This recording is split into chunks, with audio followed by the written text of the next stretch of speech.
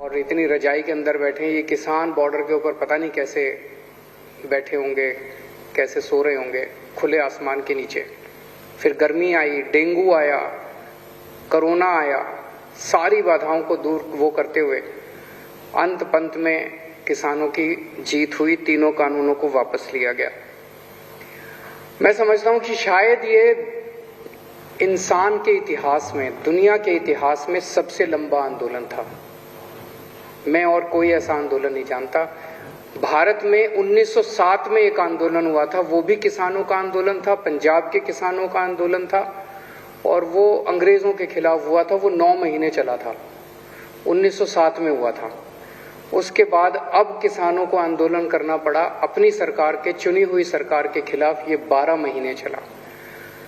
दुनिया का सबसे लंबा आंदोलन, सबसे अहिंसात्मक आंदोलन, संयमित आंदोलन। सत्ता पक्ष ने इनको भड़काने में कोई कसर नहीं छोड़ी, षड्यंत्र करने में कोई कसर नहीं छोड़ी, गालियां देने में कोई कसर नहीं छोड़ी। उनको कुचला गया। लखीमपुर का जो इंसिडेंट है बहुत ही दर्दनाक इंसिडेंट है कि सरेआम सड़क के ऊपर इतने लोगों के सामने, हजारों लोगों के सामने किसानों को गाड़ी से कुचल दिया गया। और इतनी हिम्मत हो गई, अगर सुप्रीम कोर्ट इंटरवीन नहीं करता तो ये उसको गिरफ्तार भी नहीं करते जिसने कुचला था। ये तो सुप्रीम कोर्ट की वजह से इन्हें गिरफ्तार करना पड़ा। लेकिन किसान बेचारा शांत रहा। वो केवल अपने अर्जुन की आंख की तरह अपने आंदोलन पे केंद्रित रहा। 700 किसान शहीद हो गए। 700 किसान अपने ही देश में, अपनी हुई चुनी हुई सरकार के खिलाफ लड़ते लड़ते 700 किसान शहीद हो गए। उन सभी किसानों को मैं नमन करता हूं।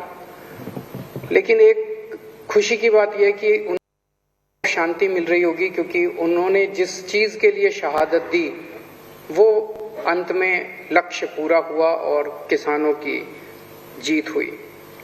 कितनी गालियां दी गई इन लोगों को। एंटी नेशनल हैं, अपने देश के किसान एंटी नेशनल हैं।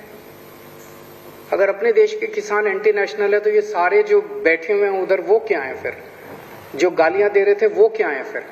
वो नेशनल हैं, एंटी नेशनल हैं, खालिस्तानी हैं, आतंकवादी हैं, चाइना के एजेंट हैं, पाकिस्तान के एजेंट हैं। पता नहीं क्या क्या किसानों को गालियां नहीं दी गई। कभी किसी ने सोचा नहीं था आजाद भारत में एक ऐसा दिन आएगा जब अपने किसानों को इस तरह की गंदी गंदी गालियां दी जाएंगी। पर किसानों ने पलट के इनका जवाब नहीं दिया। किसान शांति से बैठे रहे। इतनी हिंसा की गई, इतने वाटर कैनन इनके ऊपर बरसाए गए, लेकिन इनकी हिम्मत के सामने सरकारों के वाटर कैनन का पानी सूख गया। इनकी कीलें, सड़क के ऊपर कीलें ठोकी गई, लेकिन इनकी हिम्मत के सामने सरकार की कीलें भी पिघल गई।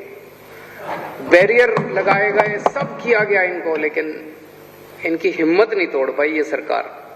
और अंत पंत में इस सरकार को झुकना पड़ा। इनके अहंकार को तोड़ दिया इन किसानों ने।